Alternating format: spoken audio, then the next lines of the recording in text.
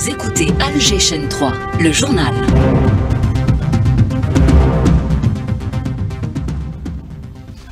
« 19h sur les ondes d'Alger Chaîne 3, le journal présenté par Nassera Medjadel. Nassera, bonsoir. Bonsoir Lotfi, bonsoir à tous. En visite officielle en Algérie, le ministre des Forces armées du Sénégal a été reçu en audience par le président de la République Abdelmajid Tebboune, qui a également présidé la cérémonie de remise des lettres de créance de 3 nouveaux ambassadeurs en Algérie. Large dossier dans ce journal consacré à l'accord de cessez-le-feu à Gaza, l'accord auquel sont parvenus le mouvement de résistance Hamas et l'entité sioniste après près de 16 mois de crimes génocidaires. L'accord a été signé sous la médiation du Qatar, de l'Égypte et des États-Unis. L'Algérie exprime sa satisfaction et affirme la nécessité de concrétiser cet accord dans tous ses termes et ses dimensions. L'accord est salué à travers le monde, tout comme est saluée l'action diplomatique de l'Algérie en faveur de la cause palestinienne, mais le massacre des Palestiniens se poursuit. Pas moins de 80 martyrs en 24 heures. Retour sur l'engagement d'entité sioniste à respecter ses engagements dans ce journal. Les deux projets de loi organique relatifs à l'information et à la loi fondamentale du journaliste actuellement au niveau de la présidence de la République pour signature, déclare le ministre de la Communication qui appelle les médias à respecter le code de l'éthique et de la déontologie.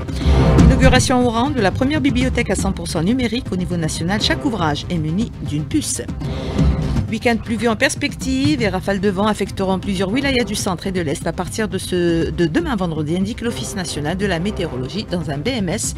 Et puis sport handball, l'Algérie est menée actuellement par l'Italie 19-14.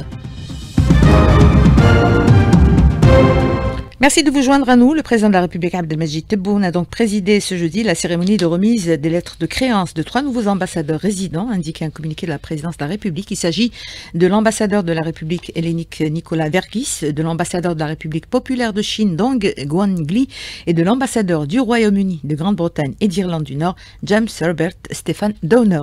Le chef de l'État, chef suprême des Forces armées, ministre de la Défense nationale, a également reçu ce jeudi le ministre des Forces armées de la République du Sénégal, Biramo Diop, envoyé spécial du président sénégalais, qui lui a remis donc une lettre du président sénégalais. L'audience s'est déroulée en présence du directeur de cabinet à la présidence de la République, Boualem Boualem.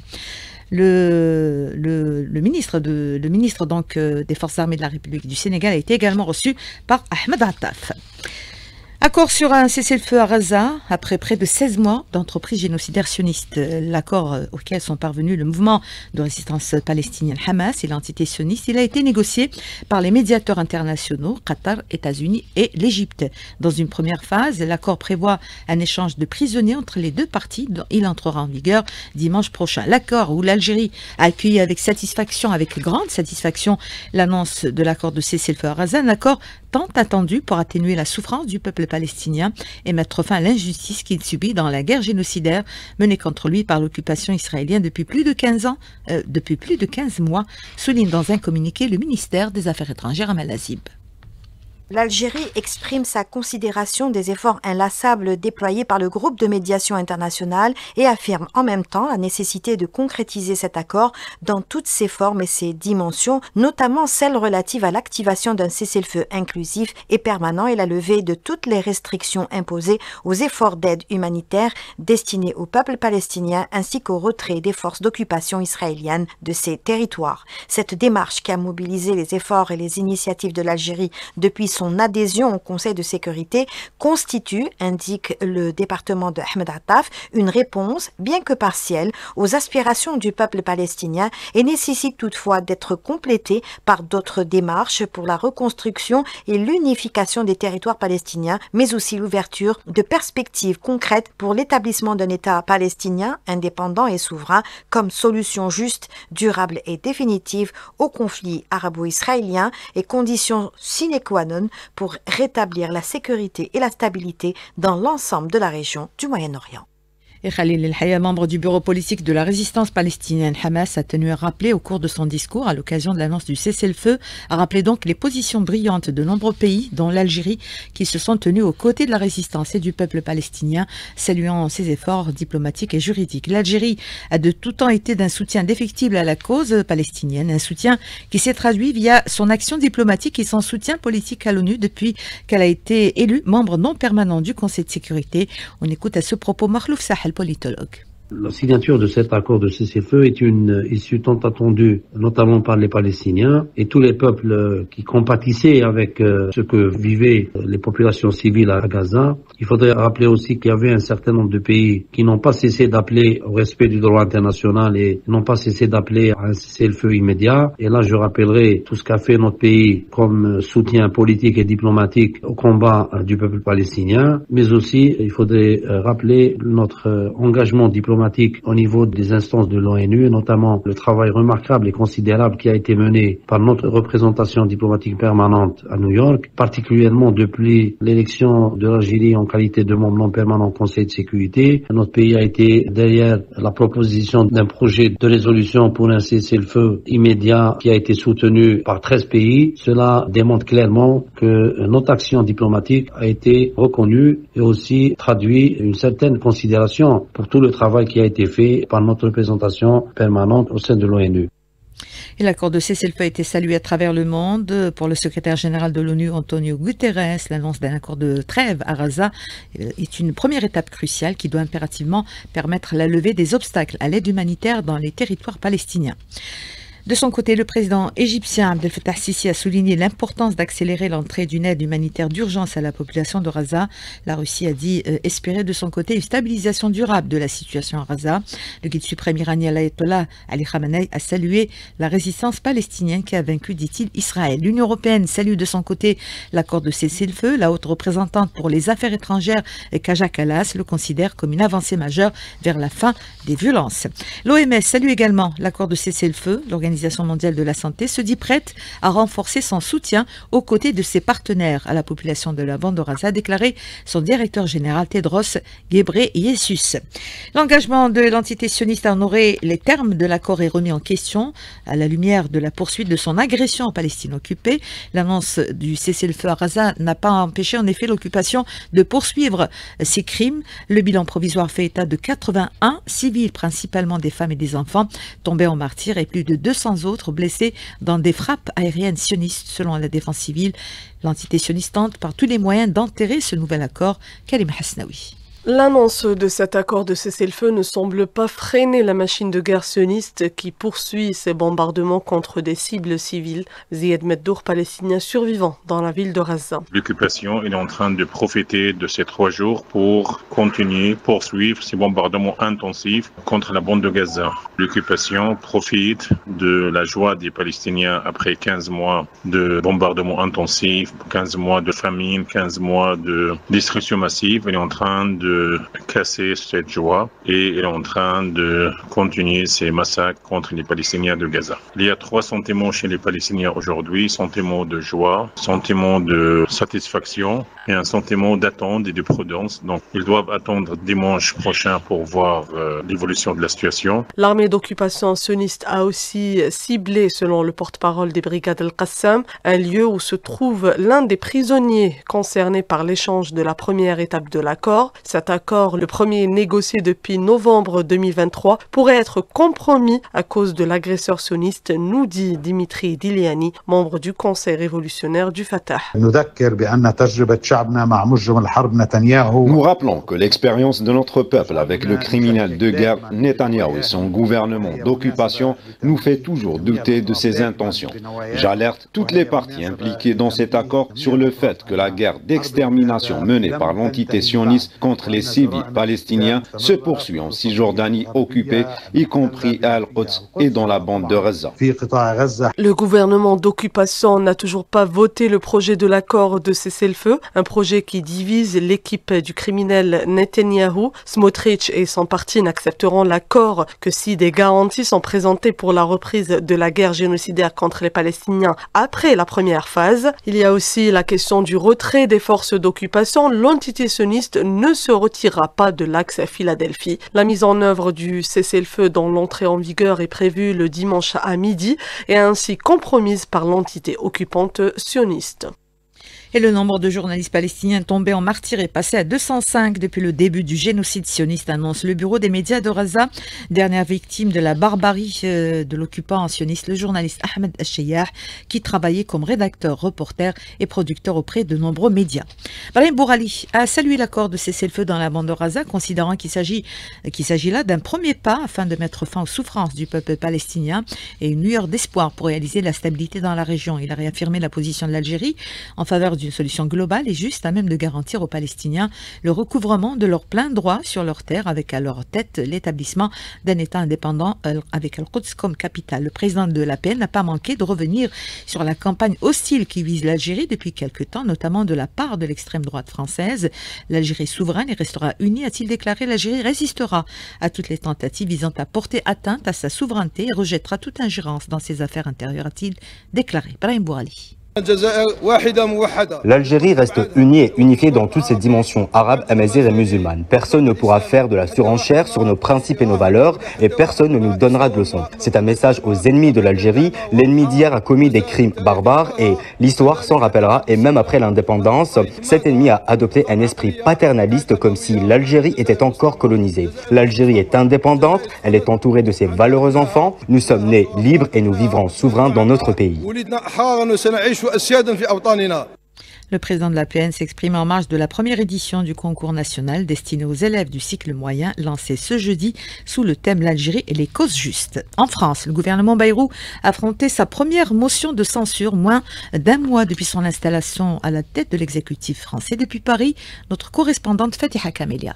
Le chef du gouvernement a abattu ses cartes ce mardi 14 janvier dans sa déclaration de politique générale afin de tenter d'éviter la censure déposée contre son gouvernement par des députés insoumis, écologistes et communistes. Elle a été examinée ce jeudi 16 janvier à l'Assemblée nationale. La motion n'a pas été très fatale au Premier ministre, faute d'être votée par l'extrême droite et les socialistes. Toutefois, le premier secrétaire du Parti socialiste, Olivier Faure, défend une gauche qui avance en voulant donner toutes ses chances à la négociation. Il a néanmoins prévenu qu'un vote de censure est possible à tout moment. Le Premier ministre n'a pas été renversé par les députés ce 16 janvier. La gauche a été largement divisée. Le PS ayant choisi de ne pas censurer François Bayrou, de quoi permettre aux locataires de Matignon de gagner du temps pour avancer sur le budget de l'État et de la sécurité sociale. Paris, Kamilia Fatiha, Al-Chéchen 3. Plusieurs ministres étaient sur le terrain ce jeudi. Mohamed Arkab, ministre de l'Énergie et des Mines et des Énergies renouvelables, est en visite de travail à Bouera. Le ministre de l'Industrie et de la Production pharmaceutique, Sifir Reib, est à Djidjel. Le ministre de l'Agriculture, du Développement rural et de la Pêche, lui, a inspecté des exploitations agricoles dans la wilaya d'El Oued. On écoute Youssef Chafa. Notre programme pour cette campagne d'arrière-saison, sur les 53 000 hectares qui ont été plantés, 35 000 sont au niveau de cette wilaya, qui va fournir pratiquement 65% de la consommation nationale en matière de pommes de terre. Également, c'est une wilaya qui développe d'autres cultures, notamment le maïs en grains et les céréales. Nous sommes très en avance en matière de raccordement au réseau énergétique. Pour rester sur la même dynamique, nous avons mis en place un véritable programme d'ouverture de pistes et de raccordement au réseau énergétique. En même temps, ça a été une occasion pour rappeler aux agriculteurs de cette région qu'il faut rester dans le développement des itinéraires techniques, développer ces cultures à forte consommation et créer des stocks de régulation. Et en même temps, aller sur un réseau de multiplicateurs de semences pour que les semences de cette région soient des semences locales qui s'adaptent à la région, au climat et même à la qualité de l'eau. De son côté, le ministre de la Communication, Mohamed Maziane, s'est exprimé devant la Commission Culture, Communication et Tourisme de l'Assemblée nationale. Soraya Arslan. Lors de son allocution, le ministre de la Communication, Mohamed Maziane, a souligné que cette rencontre vise à renforcer le dialogue et le partenariat entre les différents secteurs, ajoutant le grand intérêt du président de la République accordé au secteur de l'information, mettant en avant les efforts consentis pour apporter au secteur le soutien nécessaire. Le ministre de la Communication, Mohamed Maziane. Les deux projets portent sur la loi organique relative à l'information et la loi fondamentale du journalisme. Ils sont actuellement au niveau du président de la République pour la signature. Hier, j'ai eu le plaisir de le rencontrer. On s'est entretenu sur un sujet auquel il attache un grand intérêt. Après la signature, sera défini l'aspect financier de toutes les chaînes de télévision. Le deuxième aspect porte sur les questions organisationnelles de l'autorité de l'audiovisuel. Le ministre de la Communication a également abordé la question des nouvelles procédures pour la création de nouveaux journaux de sites électroniques, mettant l'accent sur le respect du code de la déontologie.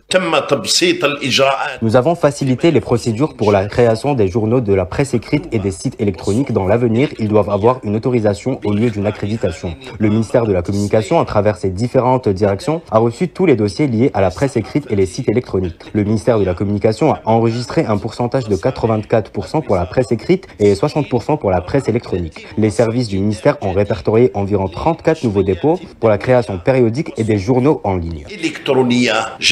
Autre point abordé par les responsables du secteur, la formation des journalistes qui permet à ces derniers de développer leurs connaissances et parfaire leur méthode de travail. Le ministre a également insisté sur l'importance de renforcer la rigueur des mécanismes de contrôle conformément aux lois en vigueur dans un monde où l'information est devenue un outil principal pour défendre les intérêts des peuples et des nations.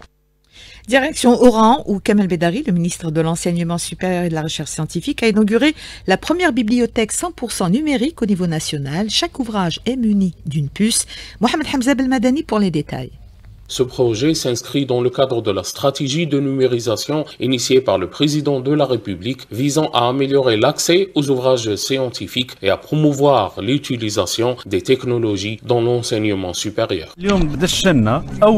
Aujourd'hui, nous avons inauguré la première bibliothèque 100% numérique au niveau national. Chaque ouvrage dans cette bibliothèque de médecine est numérisé. De plus, chaque livre est muni d'une puce, ce qui permet aux étudiants un accès libre pour consulter les ouvrages sur place ou les emprunter. La numérisation des établissements universitaires est désormais une réalité et commence à porter ses fruits, concrétisant son principe général de simplification et d'efficacité. Le ministre a également inauguré l'Institut de criminologie. Il s'agit d'une première au niveau national arabe et africain. Cette structure accueille actuellement environ 620 étudiants en première année et 120 étudiants en master spécialisés en droit pénal, sciences criminelles et criminologie. Il propose plusieurs spécialités telles que la médecine légale, le droit de la procédure pénale, la biologie et les crimes cybernétiques. Il permettra également de former les magistrats suite à une convention signée avec le ministère de la Justice. Lors de sa visite à Al-Bahia, le ministre de l'Enseignement supérieur s'est rendu également au Centre de développement de l'entrepreneuriat à l'Université Oran 1, le futur Centre national de recherche en chimie verte. Doron Mohamed Hamza Belmadani, Al-Jayshan 3. Et à propos de numérisation, l'association routière algérienne a organisé ce matin une journée d'études sur l'implémentation du BIM, modélisation des données des infrastructures à l'École supérieure des travaux publics, un outil numérique stratégique pour la modernisation du secteur. Des ateliers ont réuni les experts du domaine autour de plusieurs problématiques afin d'aboutir à différentes propositions comme se baser sur l'aspect formation. Sami Aloun. Une formation essentielle pour acquérir un savoir, des compétences et surtout une maîtrise de la technologie du BIM, soit la modélisation des données des infrastructures, un outil important pour moderniser le secteur à travers l'exploitation des dernières technologies. Pas moins de 18 BIM managers au total ont été formés en collaboration avec l'Université de Barcelone. L'objectif étant d'avoir une ressource humaine qui puisse assurer l'implémentation optimale de cette technologie au sein de plusieurs projets, ce qui permet de gagner en temps, de réduire les coûts, pouvoir ainsi réaliser les projets dans les meilleurs délais. Ali Chakroun, secrétaire général de l'association routière algérienne. Aujourd'hui, la clé de la voûte, c'est la formation. Il faut qu'on arrive à former nos ingénieurs pluridisciplinaires, parce que tout le monde doit s'y mettre. Les ingénieurs, nos économistes, nos environnementalistes. Ce processus, il ne s'attelle pas uniquement à la géométrie ou bien à l'angéométrie. Il s'attelle aussi au temps carrément de réalisation, au coût carrément de réalisation. Il s'attelle aussi aux bénéfices rendus carrément par la réalisation. Et là, lorsqu'on va s'y mettre carrément dans le BIM, tout ce beau monde-là doit être formé pour être interopérable demain et avantager l'interchangeable carrément de l'information. Et maintenant, on a des outils technologiques qui nous mettent à ce que cette interopérabilité, elle le soit d'une manière très facile et très aisée. Une journée d'études avec des ateliers pour aboutir à des propositions. L'expérience canadienne en la matière est exposée, expliquée pour éviter les entraves et problématiques déjà rencontrées en adaptant cette technologie aux besoins des infrastructures et projets, profitant de l'ensemble des avantages rencontrés avec l'exploitation des nouvelles technologies.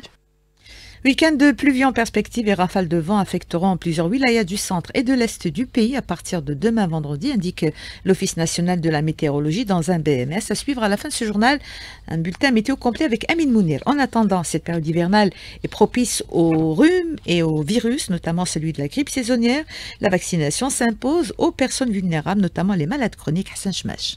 La prévention de la grippe vise principalement à réduire, via la vaccination, l'incidence de la maladie grave et des décès parmi les groupes les plus exposés à une forme sévère. Le vaccin est disponible, nous dit le docteur Fourard, directeur général de la prévention au ministère de la Santé. La vaccination, c'est la meilleure arme pour combattre la grippe. Il faut que les gens maintenant, surtout les populations vulnérables, se fassent vacciner pour éviter les complications de la grippe et surtout les décès que nous enregistrons annuellement en Algérie. Quelles sont les personnes qui ont un risque élevé de complications? Le docteur Sami Ahmadi, de la prévention du ministère de la Santé. Ce sont les personnes âgées de plus de 65 ans. Ce sont les personnes qui sont atteintes de pathologies chroniques.